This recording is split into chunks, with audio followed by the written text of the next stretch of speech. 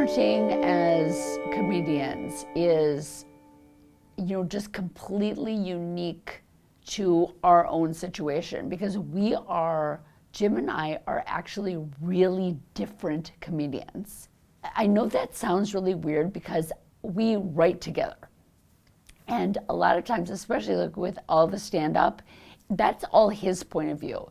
So I can really write in Jim's point of view. If I bring my point of view into Jim's comedy, it's not funny.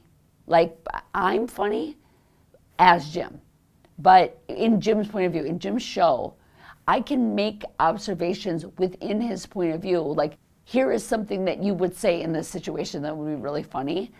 But a lot of the things that his kind of MO are things that I really disagree with.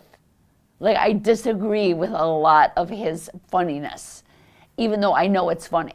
But my lifestyle, I would never do some of the things or make the observations that he makes. But I have like a PhD in Jim Gaffigan. Like, I know what he finds funny. I mean, I can't do what he does. He's the head writer of his comedy. I know what my role is, and I know that I make it better, but I do it as Jim. Conversely, when he was writing Dad is Fat, which is it's a best-selling book called Dad is Fat that he wrote about being a father of 5 kids in a 2-bedroom apartment. And I was there in the 2-bedroom apartment, so I knew what he was doing and what was funny. But that's when we really found out that he is the observational comedian and the wordsmith, and I'm the essayist. I'm the storyteller. Like, it was pretty clear that we needed to stay working together because it was just enhancing everything we did. Like, I brought a little bit more of a storytelling aspect to the stand-up comedy, and as well as the books. And he also, in my storytelling, could be like, what's really funny? I wrote the book, but he read it and wrote some notes in the margin. I'm like, oh, now you're me.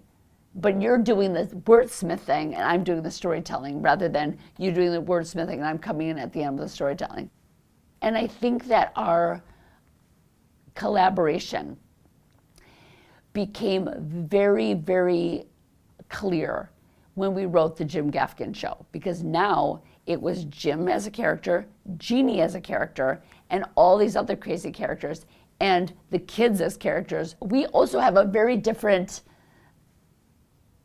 opinion about like a lot of stuff with parenting. Like, I believe in much more of a reward punishment situation and like dangling the carrot, and Jim totally doesn't believe in that.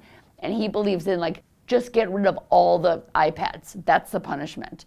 And I'm more like, if you do A, B, and C, at the end of the week, you get your paycheck, which is the iPad. I'm like, it's training for life and all this stuff. And he's much more of a go to your room type. Like, the end is nothing. And I'm like, what do they have to work for if they have nothing to lose? Like, we have a whole thing going on here.